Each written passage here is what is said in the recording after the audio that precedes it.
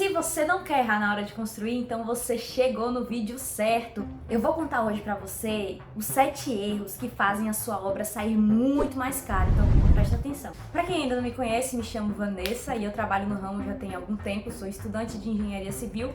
Falta pouco pra me formar, mas o que a gente vê nos estágios por aí, nos trabalhos que a gente realiza por aí, gente, é cada absurdo que, pelo amor de Deus. Eu mesma recentemente comecei a minha própria construção e tem alguns vídeos aí com alguns diários de obra, te convido a ir lá assistir que tá muito legal. Mas como casa de ferreiro e espeta de pau, também tive problemas na minha obra.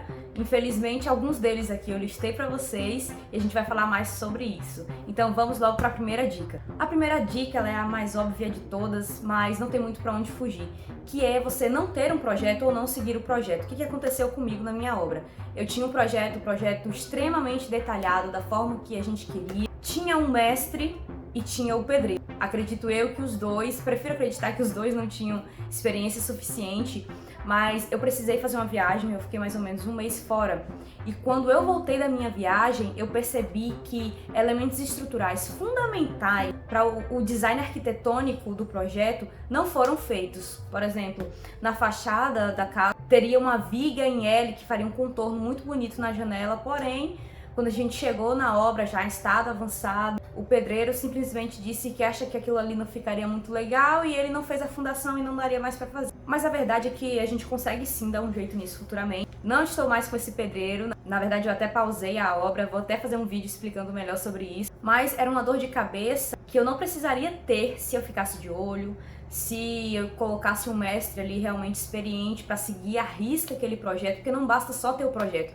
O pedreiro, a mão de obra que você for contratar para seguir, executar o seu projeto, ele tem que saber ler projeto estrutural, tem que saber ler o projeto de acabamento, senão ele não vai conseguir fazer o seu projeto do jeito que você quer. Outra coisa muito interessante é que no projeto eu deixei bem especificado quadro de esquadrias, os cortes da fachada, tudo certinho. Só que quando o pedreiro foi executar a fachada foi onde ele mais errou. Ele foi executar a fachada, além de não colocar essa viga decorativa, ele também não fez a janela como deveria ser. Então a janela que era para seguir todo o pé direito, ela ficou só até a metade. Ele não fez vergas e contravergas da forma mais adequada. E eu sei que tudo isso me acarretou muito prejuízo financeiro. Então você que não quer ter esse prejuízo financeiro de retrabalho, de dor de cabeça, de ver material sendo desperdiçado, pense muito bem antes de contratar a sua mão de obra, que já é uma segunda dica, que tem que ser uma mão de obra qualificada. Às vezes ali o mestre de obra, o pedreiro qualificado, com certeza ele vai cobrar um pouco mais caro, mas lá na frente você não vai ter retrabalho, vai ser muito mais difícil de você ter retrabalho, porque ele sabe ler projeto, ele sabe ouvir e ele sabe executar também. Então não adianta você pagar caro no projeto e não ter quem saiba executar esse projeto para você. Então, além do projeto, tem a mão de obra qualificada. Não apenas na construção, levantamento de parede, essas coisas. No acabamento também é fundamental você ter uma mão de obra qualificada, porque senão o resultado não vai sair como você espera. E eu sei que é muito ruim, é muito frustrante quando a gente investe tanto tempo, tanto dinheiro naquilo e vê indo pro lixo, né? Aconteceu uma coisa que eu achei um absurdo na minha obra. Certo dia, cheguei lá numa sexta-feira, eram as 3 horas da tarde e não tinha nenhum pedreiro lá. E eu esperava ver eles ainda trabalhando. E aí, quando eu fui vasculhar a obra, eu descobri que eles estavam jogando concreto em um buraco. Porque acredito que eles pensaram, deu 3 horas, deu preguiça, quero ir embora. Simplesmente despejou. Não consigo nem mensurar quantos metros cúbicos de concreto eles jogaram fora, simplesmente porque queriam ir embora. Mas então a minha terceira dica é: vá na obra com o maior número de frequência que você conseguir, ou então tenha alguém de confiança ali na obra. Sabe aquele ditado que o olho do dono engorda o gado? É a mesma coisa para uma construção. Se o pedreiro percebe que você está deixando ele muito à vontade, ou não tem um mestre de obra que você tenha confiança para acompanhar todo o processo, não tenha dúvida. O pedreiro ele vai embora mais cedo, ele vai desperdiçar material, simplesmente porque ele quer ir embora. Às vezes ele fica esperando só o Pix ali no final de semana cair para ele poder largar tudo e sair. Pode acontecer também o que aconteceu em uma fase da obra comigo. Eu descobri que o pedreiro estava trocando material com outro pedreiro de outra obra, material que ele achava que ele iria precisar e tá lá até hoje. Então assim,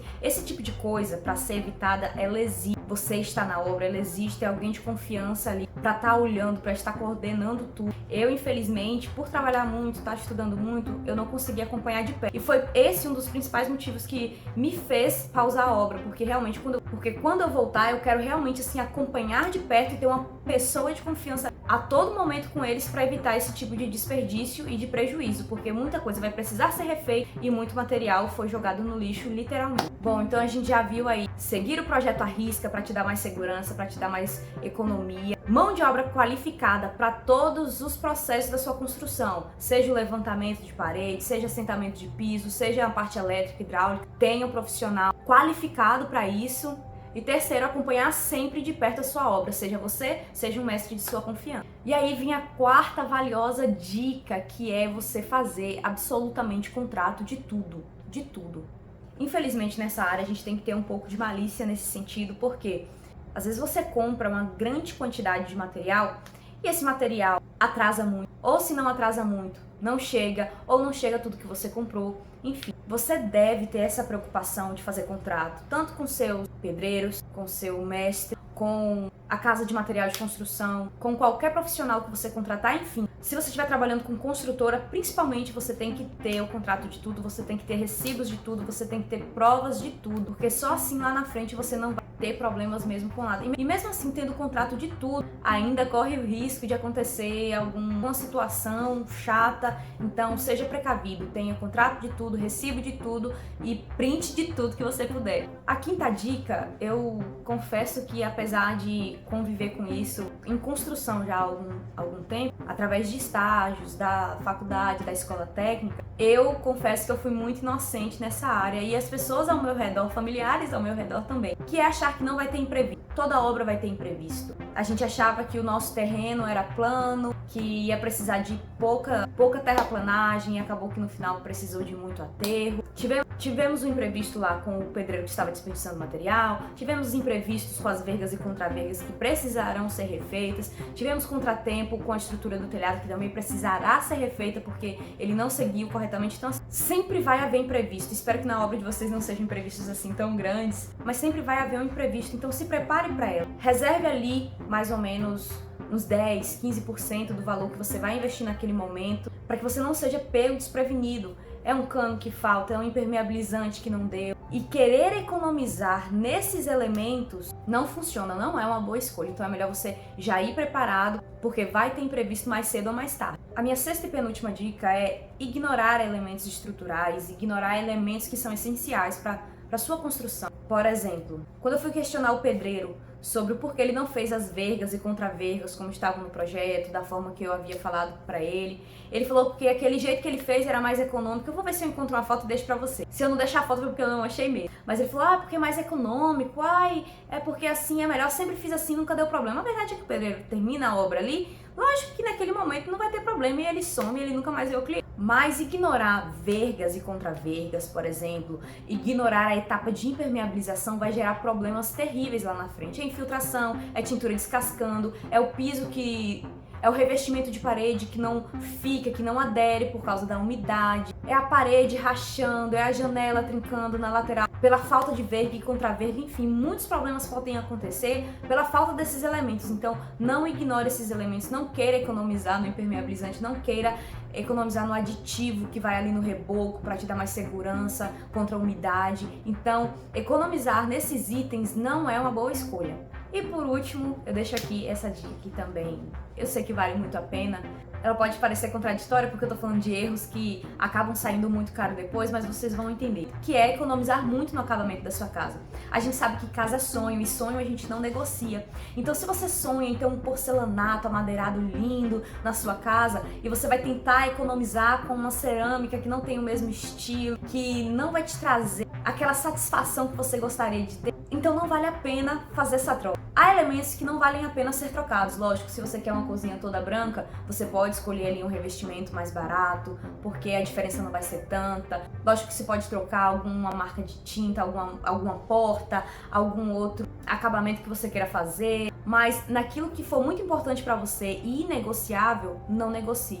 Uma coisa que aconteceu com minha mãe, muito referente a isso, ela comprou uma casa e ela quis ela quis colocar revestimento em toda a área externa da casa, só que ficaria muito caro, então ela decidiu economizar no revestimento externo da casa. O que aconteceu? Os revestimentos da parede, por ficar ali muito suscetível à intempérie, eles mancharam, alguns trincaram, não resistiu bem. O piso do chão ela também não gostou muito, porque ela não escolheu o que ela gostaria, que seria um amadeirado, e ela também, até hoje, ela reclama desse piso. Então, o que for importante pra você, não negocie, porque senão lá na frente você vai ter que refazer e isso não vale a pena. Foram essas as dicas de hoje, eu espero muito que você tenha gostado e eu espero muito também que essas dicas te ajudem. Se eu tivesse visto esse vídeo antes, eu tenho certeza que eu teria economizado uma boa quantia de dinheiro. Mas se você ficou curioso para ver como anda a minha construção, vou deixar aqui embaixo para vocês a playlist da construção e logo logo a gente volta com mais novidade, viu? Até a próxima!